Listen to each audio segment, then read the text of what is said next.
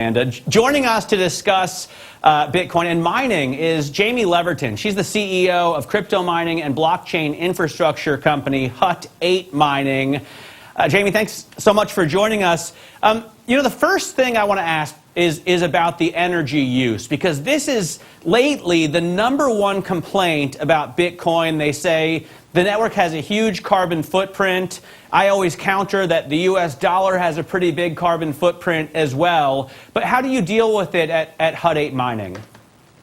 Yeah, I think it's such an interesting topic of conversation right now. My background is I've been in the technology industry for over 20 years, and this wasn't a conversation that we had around cloud computing or traditional data centers or managed services, all of which have a similar use of power. So I find it quite fascinating that this conversation keeps coming around to Bitcoin. And really, Bitcoin miners use whatever power is available, and the focus is absolutely on the lowest cost power possible. In Canada, we have a ton of options for energy. Our mining operations in particular are located in the province of Alberta, where we use predominantly a mix of natural gas and wind. The province of Quebec is predominantly hydropowered. There's a ton of mining operations there. So I think it's a conversation that certainly needs to evolve over time and doesn't accurately reflect how we talk about energy in other tech sectors. You are one of the biggest miners of Bitcoin, so just flesh out sort of the future potential there, because what analysts will say about Hut 8, we've asked them, is that one of your challenges is going to be adding to your hashes. How do you do that? What does that look like for you? Right. So increasing hash rate is done by bringing on more and more of the latest generation of equipment, as well as building out your power infrastructure. We have 109 megawatts actively in production today. It's an incredibly profitable time for Bitcoin miners that have that kind of scale and capacity actively in production, and we're very proud to be one of the largest publicly traded miners with that kind of capacity today. And of course, always looking for new opportunities for expansion.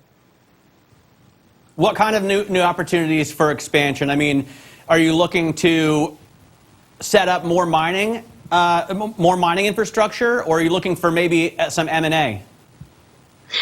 I am looking at all opportunities for expansion, and when I finalize on one, you will be able to read about it in our press release. Or you could just tell us. Well, you know I cannot tell you, and I will not tell you, no matter how polite you are in asking. All right, Jaime, tell me this, though, because Matt jokes about, but it makes me want to cry for him, that he's got this Bitcoin account that's locked, he can't unlock it, and it's just rising in value behind some vault for him. That is one of the weaknesses, though, here, is it's still a kind of a strange little part of the world, right? We've seen, obviously, the price of BTC take off, other cryptos have done well. How do you make them part of the regular banking system? How do you make them idiot-proof, no offense, Matt, but so that people don't run into troubles with them? Well, look, I'm going to answer that question in a couple of different ways.